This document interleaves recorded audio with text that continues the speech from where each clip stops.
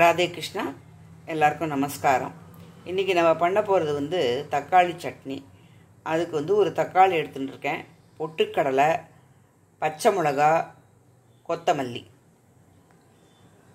பெருங்காயம், தேவையான அளவு உப்பு, தாளிக்கிறதுக்கு வந்து கடுகு, உளுத்தம்பருப்பு, நல்லெண்ணெய். இதுதான் நம்மளுக்கு தேவையான பொருட்கள். ஒரு வாணால் கொஞ்சம் நல்லெண்ணெய் விட்டு வச்சுருக்கேன். அதில் வந்து நம்ம எடுத்து வச்ச பெருங்காயத்தை முதல்ல போட்டுருங்கோ. எண்ணெய் நல்லா காஞ்ச உடனே பெருங்காயம், அதுக்கப்புறம் வந்து தக்காளி, பச்சை மிளகா,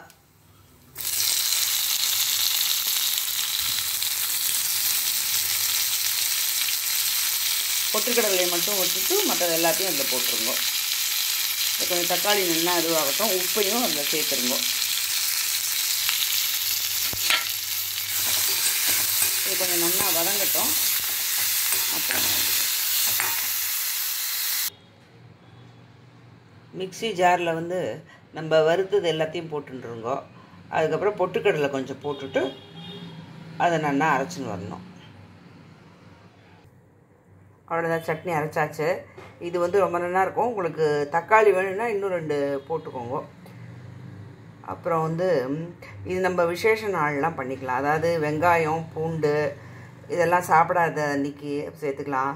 இல்லை டயட்டில் இருக்கிறவளுக்கு தேங்காய் வேண்டான்னா தேங்காயும் பூண்டு எதுவுமே போடலை. இன்றைக்கி வெங்காயம் போடலை, அப்புறம் தேங்காய் போடலை, பூண்டு போடலை, எதுவுமே போடாமல் தான் செஞ்சுருக்கோம். இது செஞ்சு பார்த்துட்டு சொல்லுங்க எனக்கு.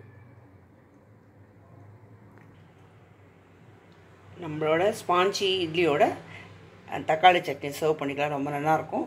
மாவும் வந்து நல்லா ஃபஸ்ட் கிளாஸாக வந்திருக்கு இட்லி. இது ஒரு நாள் எப்படி மாவு அரைக்கிறதுங்கிறத நான் அப்புறமா போடுறேன். ரொம்ப சாஃப்டாக நல்லாவே வந்திருக்கு.